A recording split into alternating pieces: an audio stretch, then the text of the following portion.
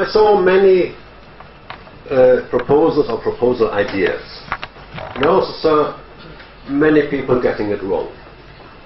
And out of this experience I made a short presentation which is called Traps to Fall Into.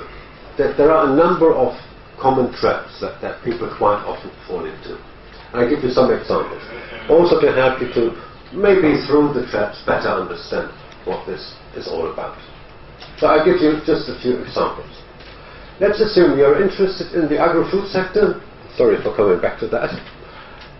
Your specific topic area that you work on is olive oil and food authentication. So okay, this is my field, and then you go through the work program and say, there is a call. Perfect. Authentication of food products. This is something for me. Brilliant. So a specific challenge is on olive oil, for which the fraud level is very high, and preserve the image of olive oil, blah blah blah, and the problem scope says proposals should address one of the following issues, A or B, and should clearly indicate to which one will refer. This is what you find quite often, that the call is divided in 1, 2 or 3 different subtopics, and you have to decide on which one you will go. So, where's the problem? Where is the trap here? The first trap is you have 2 different calls. They're in one description, but they are 2 different calls. And they are different call dates. It says 2014 and this says 2015. They're different calls, they're in different years. So, read again and say, which call is for what? Because when you read, you find out these 2 calls have different scopes. This one is called authentication of olive oil, and the other one is more general, authentication of food products. You say, okay, no big deal. I mean, I'm not only working on olive oil, I'm working generally on authentication. I could do this one or that one. No problem whatsoever. So, you may have a good for the idea that is described in topic A, the olive oil. Fine. But then you realize, this was 2014. Shit, yeah, 2015 now. So, okay, I just rewrite my proposal a little bit, and instead of olive oil, I say food products in general. Done. No major problem. Now, is it? You simply rewrite it. But no, it's not a big deal, as I said. So, where's the next trap? And now, if you do that, you've already fallen into it. Read the following sentence in the work program. It says, type of action A, the one dealing with olive oil only, is a research and innovation action. B, that is talking about food authentication in general, is a coordination and support action.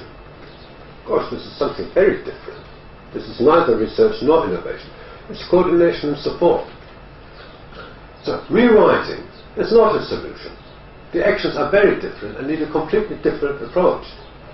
And also, if you read in the work from the recommended budget, it says for A, for the olive oil, 5 million.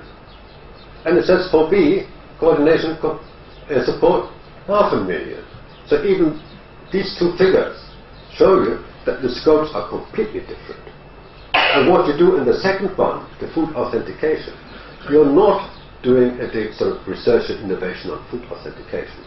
You do a coordination about whatever policies there are on food authentication, how you can improve them. So there's no research involved, there's no innovation involved, nothing. So it is completely different. Although it comes under the same headline of the call. So it's not just when it says A and B, 2014, 2015. You think, okay, one is now, the other is later, but in general they are the same. They are most in the cases not. Especially if you have these different activities. That is a trap you can easily fall into. The next example. Let's say you are from a private sector, from a small or medium-sized company. So, not Microsoft, Oracle, or the like. And you have some really interesting, innovative ideas. You're challenging, risky, etc. Fine. This is probably something I could do in Horizon 2020. And you find this called Open Disruptive Innovation Scheme, implemented through SME Institute. Brilliant. So this is it. Well, this challenge is to provide support to a large set of early-stage, high-risk, innovative SMEs in the ICT sector. So this is exactly what I need. So, The work program explains the three phases about the SME. The trap is third countries, like Mediterranean countries, are not eligible to participate. You simply can't do this because if you're not European. It's one of the very few sections in Horizon 2020 that is not open for third countries. So, if you really start working on it and write a nice proposal, the Commission will send it back to you and say, sorry, you're not eligible, you're not even reading it, and you wasted your time. So, make sure you don't fall into this trap. Example 3, which is similar. Your field is a transport area and you're interested in smart mobility. So you search on the website, on the pretext I showed you, is there anything? Well, there isn't much at the moment, but after some search you find this call. Smart mobility, research innovation action, 2-stage, fine.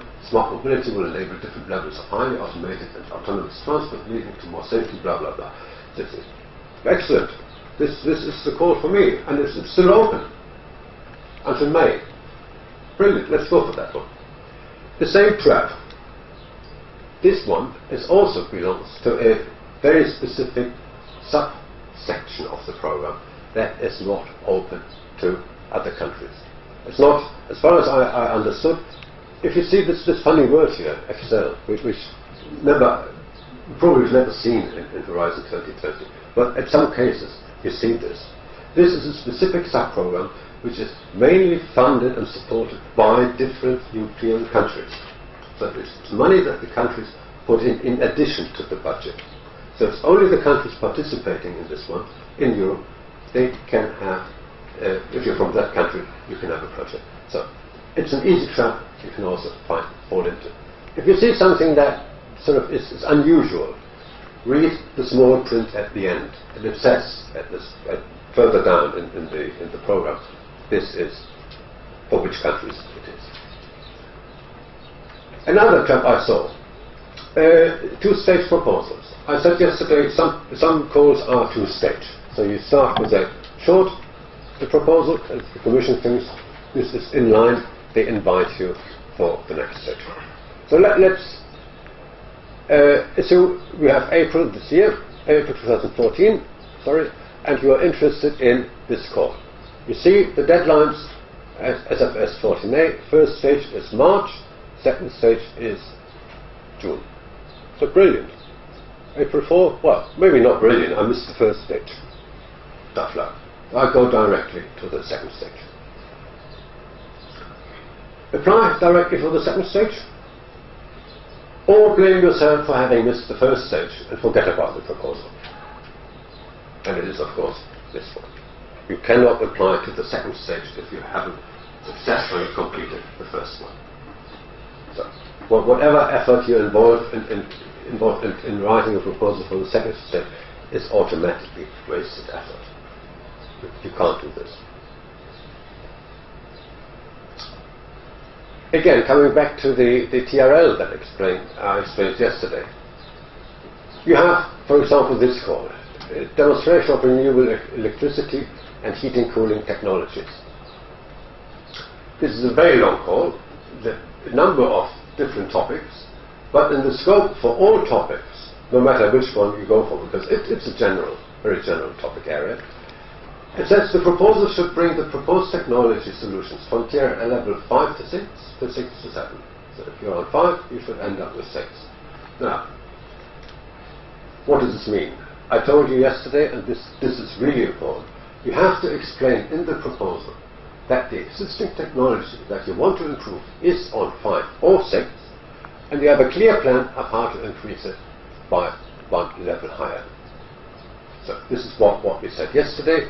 The levels that we mentioned here, 5 to 7, what is this? Have a clear understanding of that, and then write the justification that what you have is indeed on level 5 or 6. If it is already on 7, this call is not for you. So forget it then. You are already too advanced. But the levels, of course, are very different from call to call. Sometimes they say level 3 to level 5. In infrastructure, I saw calls with level 7 to 9 so which means really a product. So it is not enough to just claim that it is on level points. Marie Curie, even there are a number of traps you can fall into. The currently open individual fellowship. The key factor in an individual fellowship project is mobility. That is governing the whole Marie Curie. If you just focus on the research objectives that you want to do with your as an individual fellow that goes to Europe, you already fall into the trap. It is of course important that you write, describe what research to do. But have a look at the evaluation criteria for excellence. That is one of the most important ones, also for Marie Curie. That's quality, innovative aspects, and credibility of the research. Fine, you describe that. Clarity and quality of transfer of knowledge, training for the development of a researcher in light of the research objectives. So this is not focusing on the research itself, it's focusing on the transfer of knowledge and training. The quality of the supervision of the housing arrangements. This is a very important aspect. It's not just the research. And finally, the capacity of the researcher to reach or reinforce the position of professional maturity in research. You need to describe this. And I've seen proposals that really focus on the research. So, okay, this is the research we will be doing. That's fine, it's interesting. But how about the rest? Marie Curie is not a program that funds research. It's a program that funds mobility, and this one, for example, in terms of training, career development, whatsoever. That has to be there. If you miss out on that one, you've lost. So, that is very briefly about traps we can fall into. There are more traps, but these are some typical traps where many people fall into. There is also a very general one. It's maybe not a trap, but it's a major problem. And that is very simply that a large number of proposals don't read the instructions. You have all the instructions, you have the guideline for applicants, and you have the proposal template. These are two documents, plus the work program. So it's not too much of a documentation. And the guidelines and the template give you very detailed information what the Commission wants. Read all of them and correspond, write to all of them. And you'll be surprised if you evaluate proposals how many don't properly read. They answer half of them, and the other half, or maybe 3/4. It's better. 80% is even better. But 20% of the instructions are not read or not understood and not referred to. So you lose. And this is the most simple thing to do, at least in theory. Read and understand.